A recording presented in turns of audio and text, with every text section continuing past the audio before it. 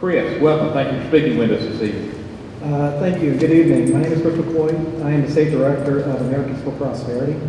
But I'm not here to speak in that capacity. I'm here to speak as a parent. I'm the father of 3 children in the public school system in Iredell County. And quite frankly, we've had... Chris, the microphone a little bit closer to you, please. Better? Yes. Okay. We've had a couple of rough experiences, I'd say, in the last couple of years. Started with a middle school bus incident. Over the course of 4 days, my son got a pretty severe concussion. Wasn't corrected in that time, it was reported. Fast forward to this year where they've been battling back and forth on Canvas to try to make sure that their assignments were put in correctly. They weren't. We were having a lot of problems through that. It took about 7 months to get to the executive director of secondary ed there.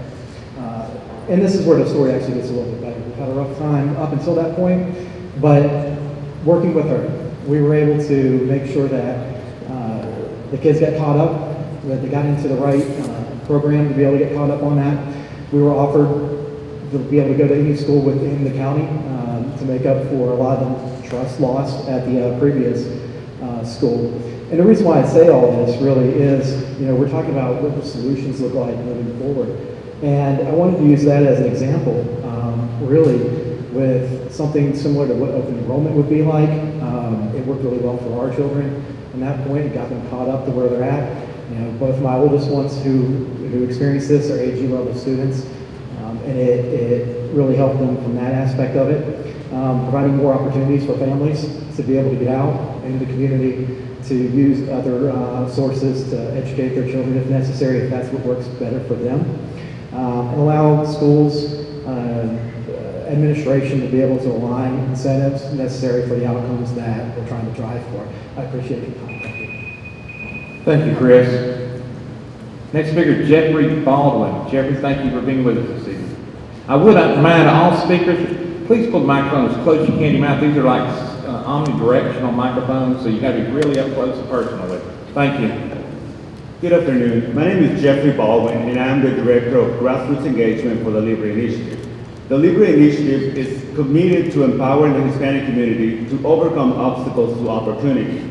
In Spanish, Libre means freedom, the individual's right to choose one thing over another based on their values, circumstances, and preferences. The key to finding the solution is asking the right question. I want to applaud you for asking the exact right question. If today there was no education system in North Carolina and we were charged with establishing one, what would you like to see in a new education system or not see in a new education system? For most Hispanics, we came to this country to escape the failures of top-down, one-size-fits-all government. We came here for freedom. Freedom to work, freedom to choose, freedom to leave. We came here with nothing but hope for ourselves and our families. A good education for our children isn't just an important thing. It is the most important thing. It's absolutely essential. It's our only hope at realizing the American dream. What would we like to see in a new education system? We want to see freedom, educational freedom that empowers families to make decisions instead of bureaucrats, educational freedom that allows students to discover, develop, and apply their unique abilities. Educational freedom that unleashes an individual's extraordinary potential, regardless of their family's income or zip code. As this committee explores different policies, please ask yourself, does this policy empower families to choose what works best for them, allow students to customize their education, but most importantly, fund students over systems? Thank you. Thank you for speaking with us, Jeffrey, very much. Sarah Basinger.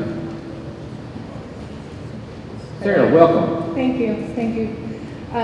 So my name is Sarah Basinger, and I'm here as both a member of the League of Women Voters of Charlotte-Mecklenburg. And Sarah, excuse me, just pull up the microphone. Okay. And a public school parent. We can all agree that having a quality teacher in every classroom is the top priority. Yet we're losing our teachers at an alarming rate. Charlotte-Mecklenburg schools had 1,000 vacancies at mid-year. Imagine what's in store for us come June. Imagine the devastating impact on student learning. My own son has endured many teacherless classrooms of late. He even had to attempt to teach himself NC Math 1 when his teacher could not find a long-term substitute for her maternity leave. My son, who has a 504 plan for his learning disabilities, did not do well. This despite his father and I spending countless hours by his side as he struggled to complete his work each night. A teacherless classroom spells disaster for students like my son. We need strategies to attract and retain teachers. We need to increase teacher salaries and benefits, making them competitive, commensurate with their education, and reflective of the high value we place on the profession. We need to expand quality teacher preparation programs and reverse the downward enrollment trend therein. And we need to grow both the number and variety of support staff, nurses, counselors, psychologists, and teaching assistants to meet students' needs and so teachers can get back to teaching. Any delay in providing these necessary supports will further exacerbate the teacher exodus and student learning lag. I implore this committee to move swiftly to show our teachers that we need them, we value them, and that we will provide funds in all parts of our state to address student needs. Thank you for the opportunity to share my thoughts. Thank you, Sarah. We have Linda Trom, and while Linda's coming up, I'm going to ask Regan, and I'm going to butcher your last name, Adele? Adele. Okay. Coming up, and Danielle McCoy, Chris Holton, and Dr. Shelley Bullard, if you'd line up back there. Thank you. And Linda, microphone up close to your mouth, and anytime you'd like to start. Okay, thank you. So my name is Linda Traum, and I serve on the Education Committee of the League of Women Voters in Charlotte-Mecklenburg. In my professional background, which is as I come to you, it's in child development, infant mental health, done research, training, and advocacy for children and families throughout my career. At Smart Start, which is one of the shining stars, I think, of ECCE, which is Early Childhood Care and Education, it serves all of North Carolina's 100 counties. And this week, they are celebrating the Week of the Young Child. And so I thought it would be a perfect opportunity for me to talk about how education, we have to remember young children. There are many ECCE programs that are working, including pre-K, early literacy, home visiting, family engagement, and teach scholarships. And these successes we should be celebrating and expanding. One of the examples in Charlotte is pre-K has many more applications than we have seats. And furthermore, it's critical to make high quality, affordable early care and learning accessible to all children, birth to 5. The child's earliest years, we know that that's foundational, that sets the trajectory for the future for them. So we also know that there are many challenges still facing ECCE, and I ask this committee to meet those challenges head on with thoughtful solutions and support for children, families, teachers, child care center directors, and others who work with young children. We have a significant body of research that documents positive impacts for young children, and we know this goes on K through 12. It's not just a good idea, but it's a well-documented research idea. Thank you. Linda, thank you. Regan? Good afternoon. My name is Regan Adele, and I serve as the co-president of the League of Women Voters in Charlotte-Mecklenburg. Our local league recently joined forces with Union County, where I am both a resident and a parent of 4 children who have attended the Union County Public Schools. From the time of its founding, the league has been a staunch supporter of high quality and equitable public education. And as my colleagues have noted, there is an urgent need for all children from birth to 12th grade to have their development and education robustly supported. The dramatic decline of state support in real dollar terms is unconscionable. After more than 27 years of inadequate funding, public schools are expected to support students with social and emotional crises and figure out how to address the dramatic learning losses as a result of the COVID-19 pandemic. It is urgent that we fully fund our public schools. How are the schools expected to address this crisis in student learning and well-being without the needed funds? It's not realistic. Further, it is morally indefensible to continue to provide inadequate funding, particularly for our most at-risk students, those living in rural and underfunded counties, children with special needs, English language learners, and children living in low-income families where finding food and shelter often take precedence over helping them finish their homework. It is not only the constitutional duty of the North Carolina General Legislature to ensure a sound basic education for all of North Carolina's children, it makes economic and societal sense. North Carolina has unallocated funds. In fact, North Carolina has an unprecedented surplus, and it grows every day. Delay is not an option. We ask that you act now to fully fund the comprehensive remedial plan. Thank you. Thank you, Regan. Danielle McCoy. Danielle McCoy. One more time, Danielle McCoy. Chris Colton. Chris, thank you for being with us tonight. Thank you, Mr. Chairman. Good to see you again. Good to see you, Representative Willis, and good evening to the rest of the committee. My name is Chris Polton, and I'm the Grassroots Engagement Director for Americans for Prosperity. And I come here not only as a concerned citizen, but also as a concerned new uncle for my new nephew who was born 3 weeks ago. I would like to start by thanking this committee for making the commitment to exploring how we can deliver a better future for students of North Carolina. We have a problem here in the state of North Carolina. Our system of education is focused on schooling and not learning. Traditional schools are designed to deliver standardized content, not individualized learning. Performance is too often measured by passing tests that assess short-term recall of facts instead of ensuring really understanding the material. In many areas of our lives, customization has become the centerpiece of the way we interact with the world. From the way we use our smartphones to our favorite streaming service, customization is at the heart of how we interact with today's technology. However, when it comes to K-12 education, customization is virtually absent, and families are forced to choose among a very limited number of options that often don't fit the children's educational needs. Educational savings accounts can change this. Educational savings accounts, or ESAs, are special accounts managed by families used exclusively for the educational benefit of their children. Through ESAs, parents can access a portion or the funding that the state has allocated for their child and use it to cover the cost of several educational expenses, including tuition at the school of their choice, either public, private, or whatever the parent sees best fit for the child. Most importantly, these funds will be available to every student. Unlike vouchers, ESA spending can be completely customized so that each student's needs can be met. Thank you for your time. And Thank you, Chris. Coming up is Dr. Shelley Bullard, and while she's coming up, I'm going to ask Rebecca IVanov, Levi Baldwin, and Ray Fuentes to line up over there. Dr. Bullard, you have a microphone. Thank you for being with us this evening. Thank you, and thank you for having us. I am Shelley Bullard. I'm the headmaster at Pinnacle Classical Academy. It's a charter school.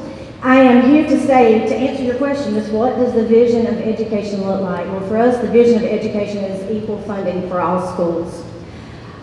We cannot be wage competitive, which we have to be now, when my teachers can go to a traditional setting and make $8,000 to $10,000 more.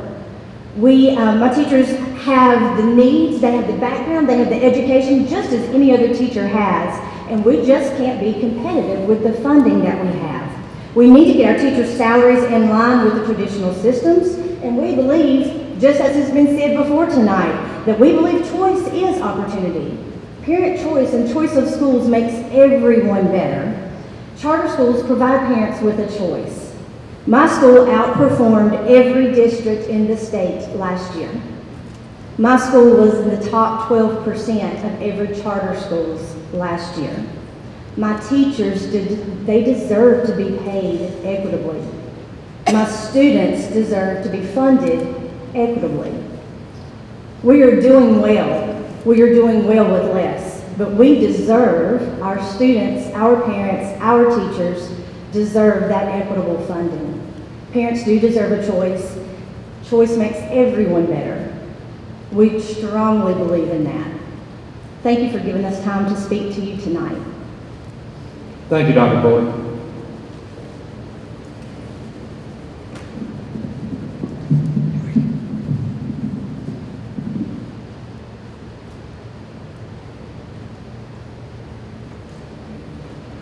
Rebecca Ivanov. You're not Rebecca Ivanov. Rebecca Ivanov. He tried to sneak in on you, but I had your back, Rebecca. Appreciate it. Well, Rick. first of all, good evening and hi to Dr. H. She was my first principal almost 10 years ago. I got my start with Gaston County.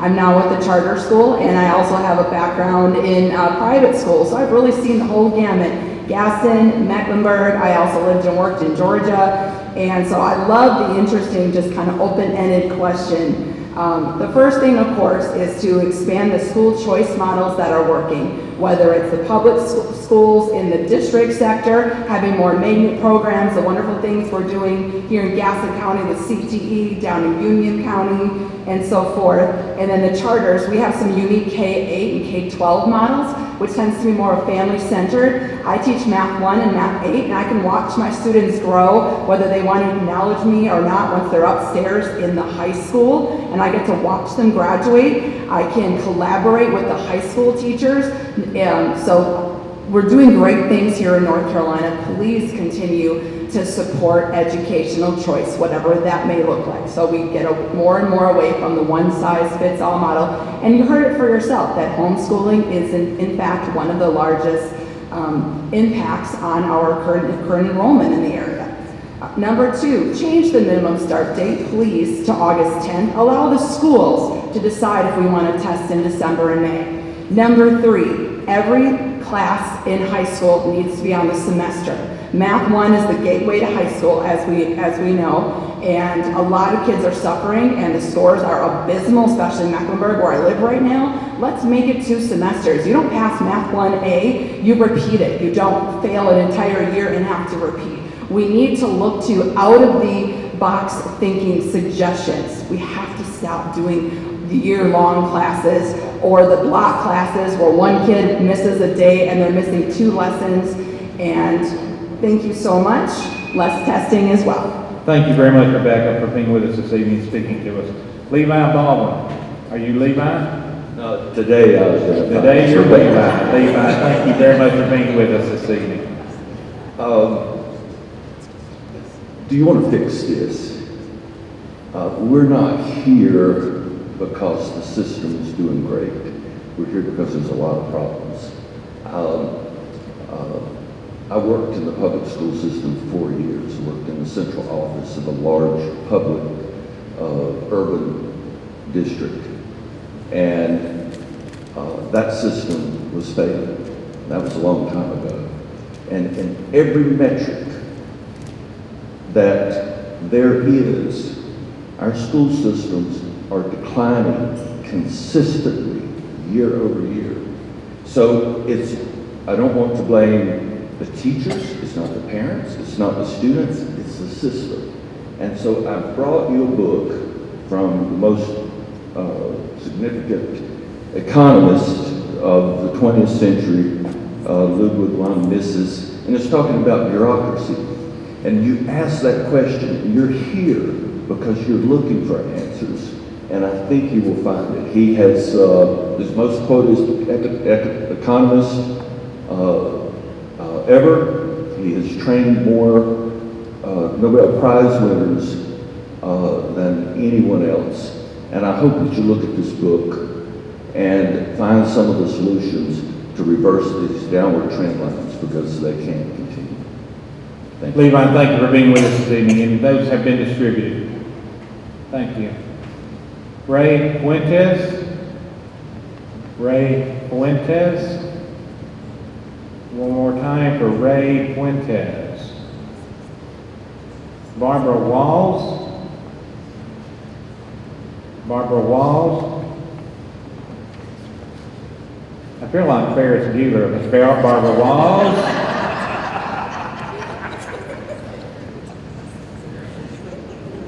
Last name I'm uncertain. Sergio Valiani. Sergio Valina.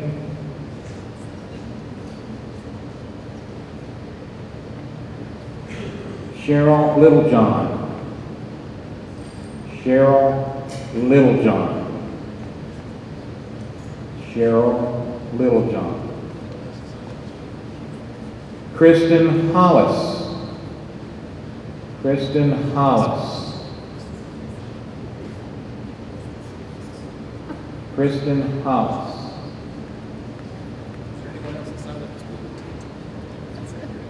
That exhausts that list. I'm checking to see if we had any on the additional sign-up sheet out front.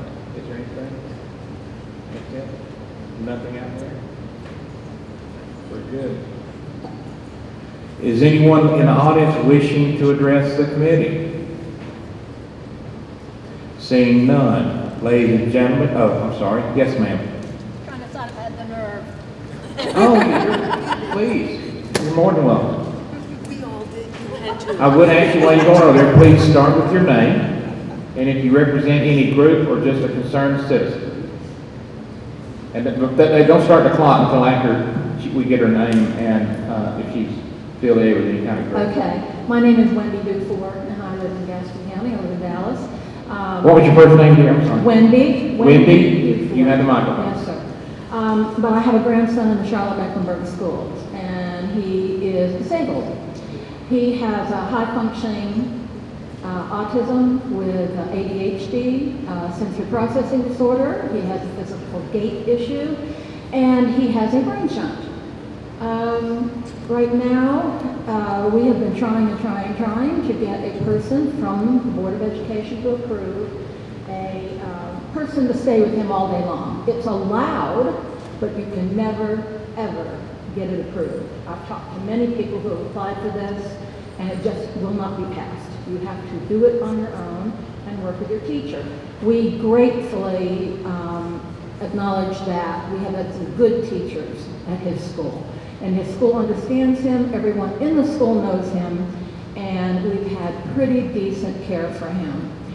But he isn't the only one. There are many, many out there who are suffering the way he is. And then I'm going to end this. I would like to see more done.